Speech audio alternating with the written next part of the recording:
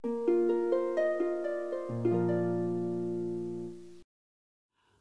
Assalamualaikum warahmatullahi wabarakatuh. Ketemu lagi di vlog Juru Baca, saya Sanas Pahani. Kita ngobrolin puisi lagi. Hari ini saya merilis dua video. Satu pembacaan puisinya Ahda Imran, ulang tahun di Kedai Sate Padang. Saya bilang itu satu sajak yang paling saya suka dari bukunya beliau yang baru, yaitu buku Lidah Orang Suci, terbitan Teroka Pers.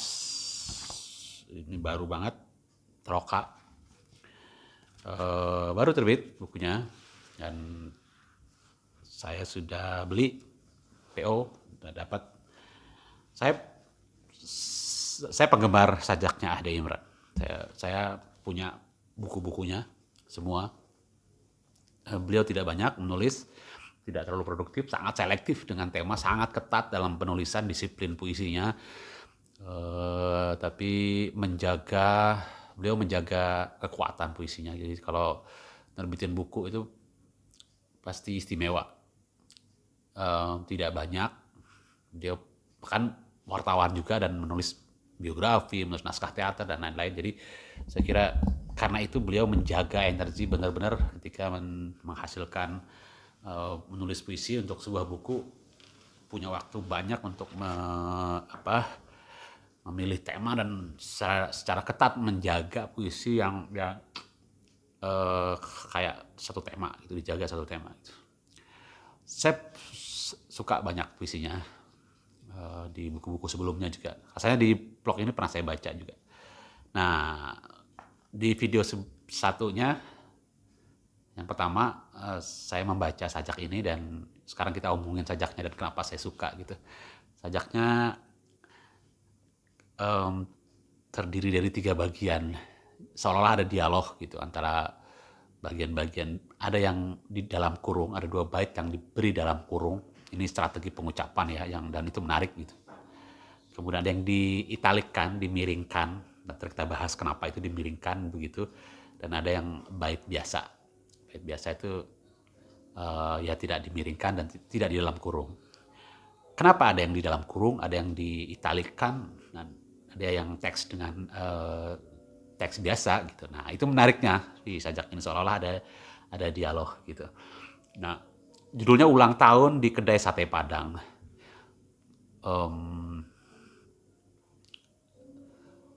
Menunjukkan siapa penyairnya kan gitu. Latar belakang budayanya apa gitu. Biasa kan kalau kita hari istimewa, ulang tahun gitu, kita merayakan dengan makan yang berbeda dengan sehari-hari gitu. Makan di kedai sate Padang kayak gitu, itu sangat biasa. Dan momen yang unik untuk diangkat jadi puisi dan direnungkan nih oleh Kang Ahda Imran nih, si penyair kita ini. Nah, dia kemudian, tapi apa yang bisa ditulis dari momen ulang tahun ketika orang merenungkan usia, merenungkan waktu, merenungkan pencapaian, barangkali begitu. Dan di Sate Padang tuh apa gitu, kemana arah permenungan itu ketika pemicunya, pemantiknya adalah momen makan sate Padang gitu. Nah, sate Padang tuh kan ada daging, ada lidah. Nah, itu menarik kan di sini sesuai dengan tema buku Lidah, maka sajak ini merenungkan kehidupan, situasi sosial, kebatinan, macam-macam. Karena itu bagus lewat sate Padang. Yuk kita baca. Bait pertamanya aja begini. Baik Tuan, 50 tusuk daging lidah. Ini si pemilik kedai bicara kepada si aku yang memesan itu. Saya menangkapnya begitu ya. Tentu saja didahului dengan si aku memesan, mengorder sate Padang. Nah, jadi si penjaga warungnya, kemudian pelayan warungnya lah kira-kira, atau pemilik kedainya gitu. Oke, 50 tusuk daging lidah ya gitu kan. Terus bait berikutnya dalam kurung. Maaf sekali ini saja Tuan, ingatlah padaku. Lidah senyap yang mengunyah melembutkan muslihat.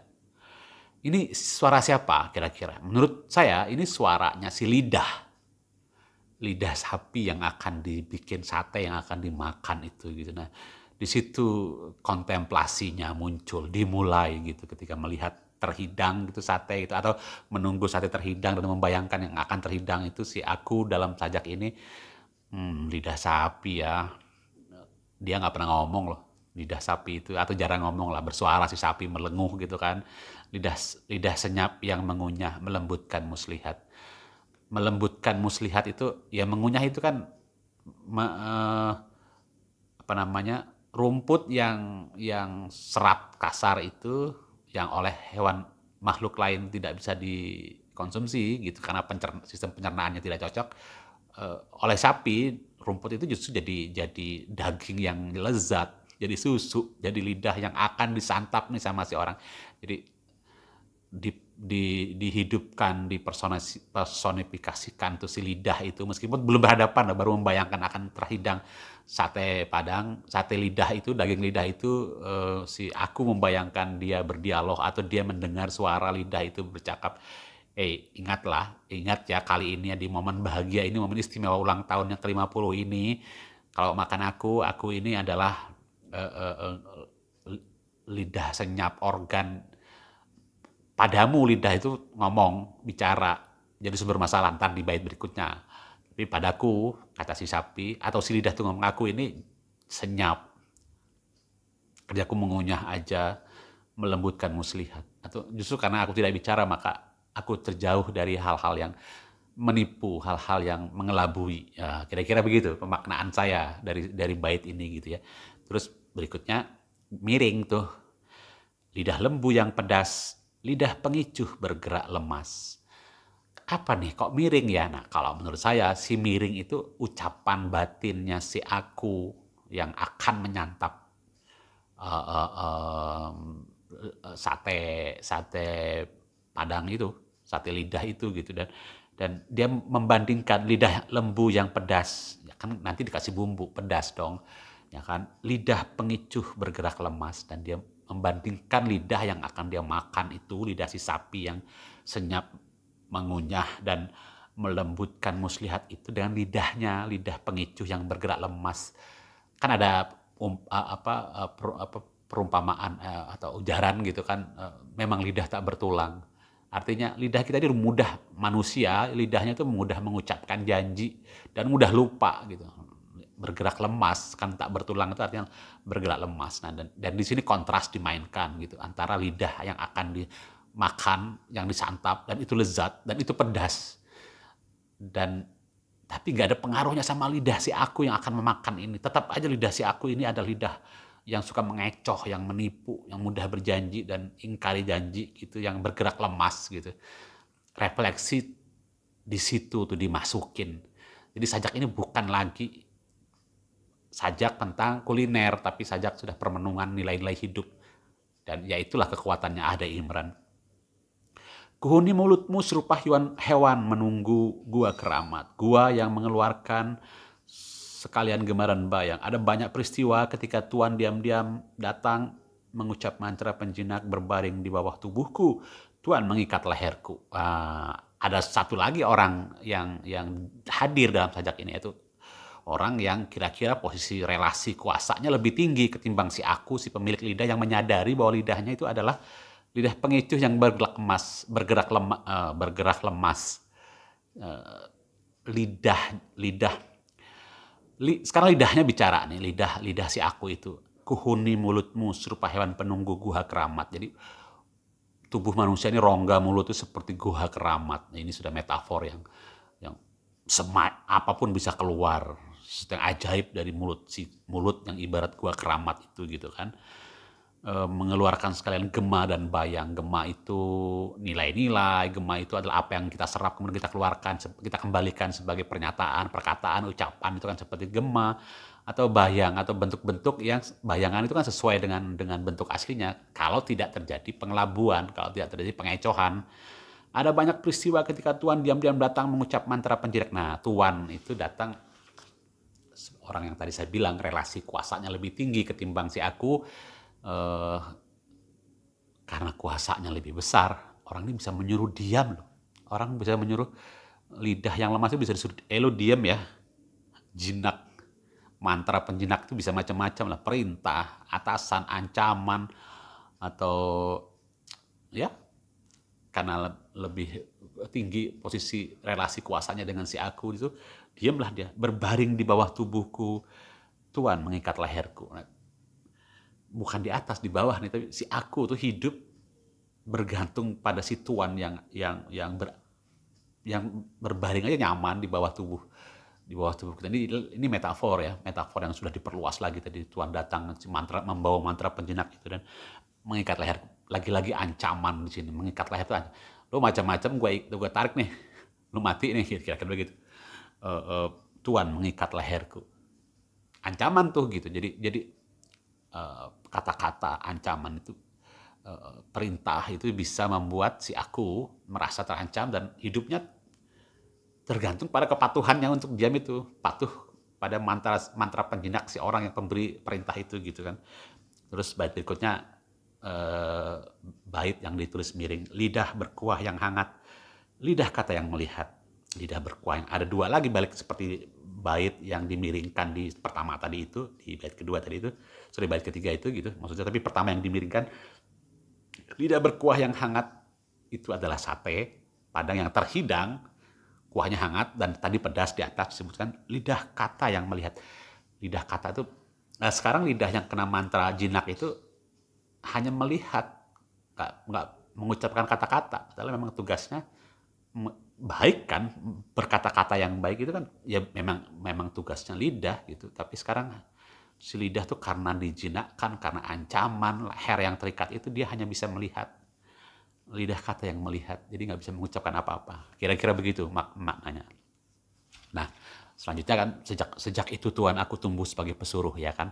Dikuatkan lagi tadi karena dia terancam, dia hanya pesuruh aja nih sekarang. Dia menyadari si aku itu gitu. Dengan situasi seperti itu dia menjadi pesuruh. Nggak punya inisiatif sendiri.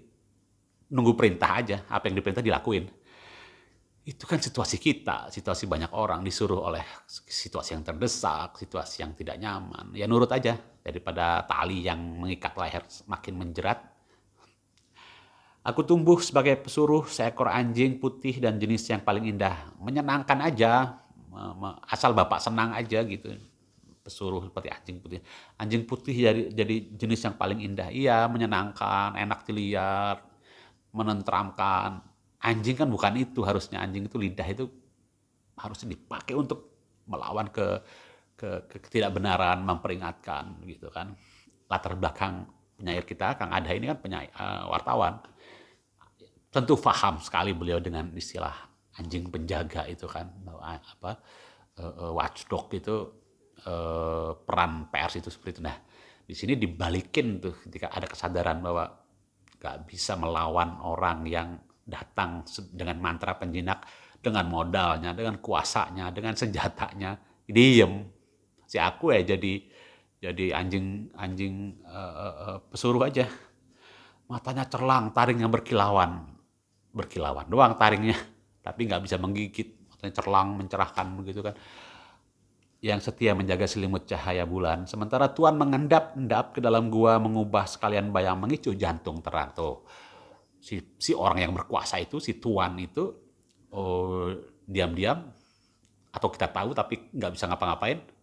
Si aku itu mengubah bayang-bayang, esensi dari kebenaran itu berubah atau diubah, diselewengkan, dikicuhkan gitu, terkecoh. Mengubah sekalian bayang mengicuh jantung terang. Terang itu kan cahaya. Benda itu jadi ada bayang-bayang kalau ada cahaya kan begitu. Jadi ini bukan hanya bayang-bayang atau yang jadi diubah, tapi bahkan cahayanya, jantung cahaya, sumber cahaya itu yang sumber kebenaran itu diselewengkan. Itu dahsyat banget tuh kan. Jadi sementara si anjing yang udah jadi pesuruh itu diam aja, nggak bisa ngapa-ngapain.